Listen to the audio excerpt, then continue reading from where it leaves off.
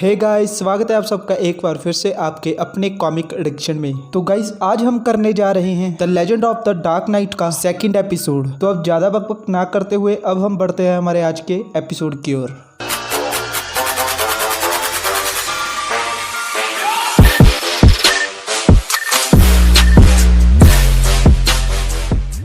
तो गाइस, जैसा कि हमने पिछली बार देखा था कि बैटमैन पेंगुइन और मिस्टर फ्रीजी को पकड़ लेता है और अरेस्ट करवा देता है, और उसके बाद जोकर एक वेयर हाउस में कुछ पुलिस ऑफिसर्स को ट्रैप करता है, और उसके आगे की स्टोरी हम आज इस एपिसोड में जानेंगे। और अगर आपने हमारा पिछला एपिसोड नहीं देखा तो लिंक नीचे डिस्क्रिप्शन में है, प्लीज इस स्टोरी को पहले एपिसोड से ही देखना स्टार्ट करें। तो अब हम जानेंगे आगे की स्टोरी। तो गाइस, आगे की स्टोरी उस वेयर हाउस से स्टार्ट होती है जहाँ पर उन ऑफिसर्स को जोकर मिलता है कुछ डॉल्स के साथ, और उस बिल्डिंग की छत पर ऑफिसर जिम गॉर्डन को बता रहा होता है कि ये सुनने में तो अच्छा है, पर हमारे ऑफिसर्स ने उनकी तरफ बढ़ रही डॉल्स पर फायर करने स्टार्ट किए कि तभी वो डॉल्स चल रही गोलियों से फटकर एक गैस छोड़ने लगी जो कि उन डॉल्स में पहले से ही मौजूद थी। और जो ऑफिसर गोलियां चला रहा था वो कहता है what the hell is this, कि तभी हमें जोकर की आवाज सुनने को मिलती है। वो कह रहा था मुझे अच्छा लगा तुम लोगों ने हमें ज्वाइन किया, मेरे पास एक नए जूस का पूरा बैच है और मैं देखना चाहूंगा कि वो तुम लोगों पर कैसे काम करेगा। और तब जोकर हंसता हंसता उन ऑफिसर से कहता है कि मुझे बताना जरूर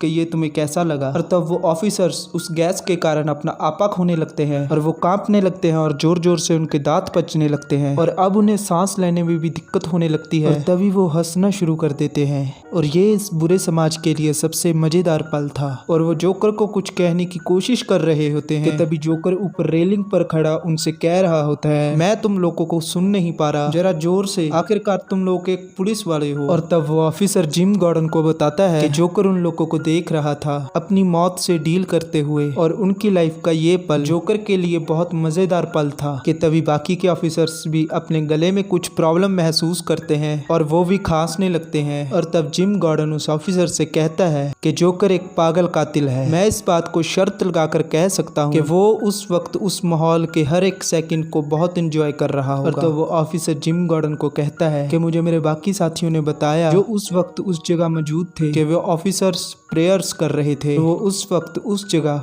मरना नहीं चाहते थे, कि वो ऑफिसर्स खांस खांस कर अपना दम तोड़ने ही वाले थे। कि तभी वहां पर बैटमैन आ जाता है। तब बैटमैन जोकर को कहता है कि तुम्हारे मजे लेने का टाइम अब खत्म होता है। और तब वो ऑफिसर जिम गॉर्डन को बताता है कि बैटमैन ने सबसे पहले उन तड़फ रहे ऑफिसर्स को ऑक्सीजन मास्क दिए जिनमें से कि फ्रेश एयर उन ऑफिसर्स को मिल सके। और तब हम देखते हैं कि बैटमैन उस तड़फ रहे ऑफिसर को कहता है कि इसे लगाओ, ये तुम्हें सांस लेने में हेल्प करेगा। और तब जोकर बैटमैन से कहता है कि तुमने सब कुछ बर्बाद कर दिया और तुम हर बार यही करते हो, अब मैं तुम्हारी ये हरकतों से थक चुका हूँ बैटमैन। कि तभी हम देखते हैं बैटमैन जोकर पर हमला कर देता है, और जोकर भागता भागता बैटमैन से कह रहा होता है कि मुझे माफ करना, मैं तुम्हारे आसपास रुक नहीं सकता।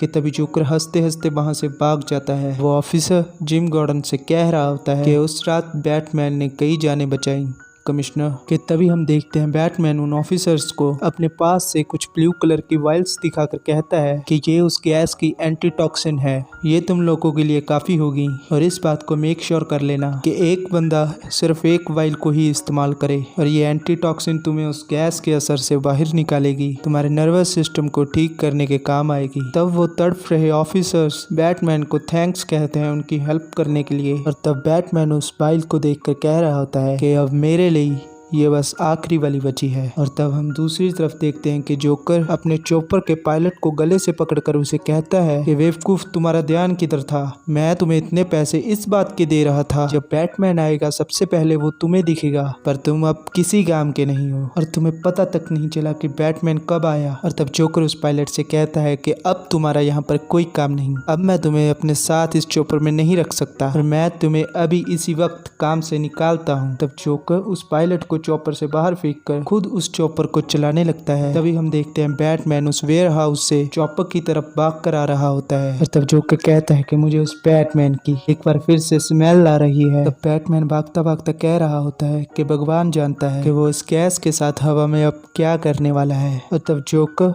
चॉपर उठाकर वहां से निकल जाता है। मुझे मेरी टांगे इतनी बारीक क्यों महसूस हो रही हैं, जैसे कि मेरे जूते लोहे के हों। और तब जोकर चॉपर से कह रहा होता है इस खेल में अब तुम्हें तुम्हें मेरा बहुत पीछा करना पड़ेगा। कि तभी बैटमैन अपनी गन निकालकर चॉपर पर फायर करने स्टार्ट कर देता है। बैटमैन अपने आप से कह रहा होता है कि बहुत सारी जानें दांव पर लगी हुई हैं, सब कुछ खत्म हो जाएगा अगर मैं फेल हुआ इस बार। तब हम देखते हैं बैटमैन एक केबल फायर करता है, जोकर के चॉपर के साथ लटक जाता है। दूसरी तरफ वो ऑफिसर जिम गॉर्डन को कह रहा होता है कि तब हमने बैटमैन को जोकर के हेलीकॉप्टर पर लटके हुए गौतम के बंदरगाह साइड की तरफ जाते देखा। तब जिम गॉर्डन उस ऑफिसर से कहता है कि भगवान ही उन ऑफिसर्स की हेल्प कर पाता अगर बैटमैन उस वक्त वहां पर ना पहुंचता। तभी दूसरी तरफ हम देखते हैं कि जोकर अपने हेलीकॉप्टर से कह रहा होता है, हेलो लूजर, कि आज की रात सारे गौतम की आंखें आसमान की तरफ और सिर्फ ट्रैफिक पर होंगी। कि तब बैटमैन अपने आप से कह रहा होता है कि अब सब कुछ मेरी बाहों पर है, मेरी चेस्ट किसी गर्म स्टील की तरह जल रही है और मैं इन गौतम की सड़कों पर टेंशन को फील कर सकता हूँ और ये हेलीकॉप्टर अब किसी भी वक्त अपने कंट्रोल से बाहर हो सकता है। तब हम देखते हैं कि जोकर हेलीकॉप्टर से नीचे सड़क पर लोगों की तरफ देखते हुए कहता है कि तुम सब एक चींटियों के झुंड के जैसे लग रहे हो और मुझे इस बात की कोई परवाह नहीं अगर मैं इन चींटियों के झुंड को इस ट्रैफिक में फंसा दूं और आगे आसमान काफी तूफानी है। कि तब हम देखते हैं कि बैटमैन के बस अब हेलीकॉप्टर पर पहुंच चुका होता है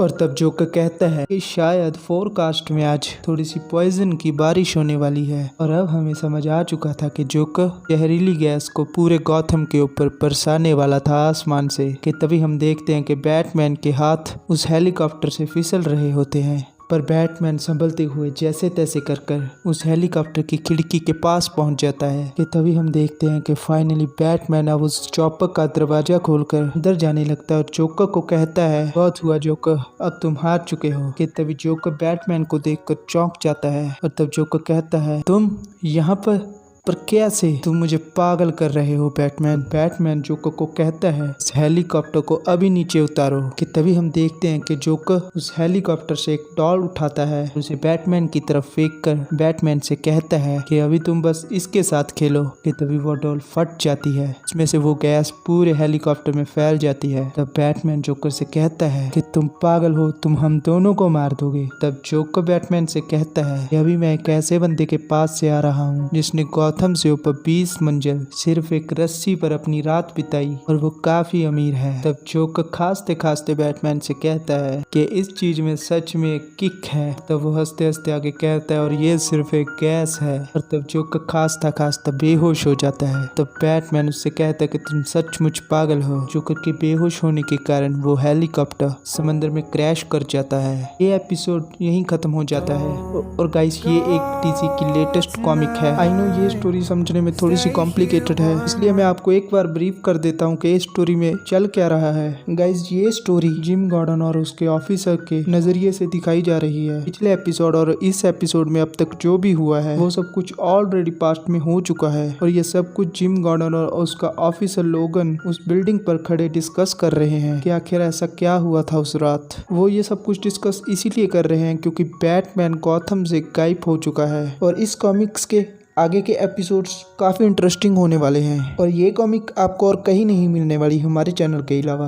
अगर आप हमारे चैनल पर पहली बार आए हैं तो हमारे चैनल को सब्सक्राइब कीजिए और बेल आइकन दबाना मत भूलना ताकि हर नई वीडियो की नोटिफिकेशन आपको मिलती रहे। और आगे क्या हुआ, आगे की स्टोरी जानने के लिए देखते रहिए कॉमिक एडिक्शन। Thank you.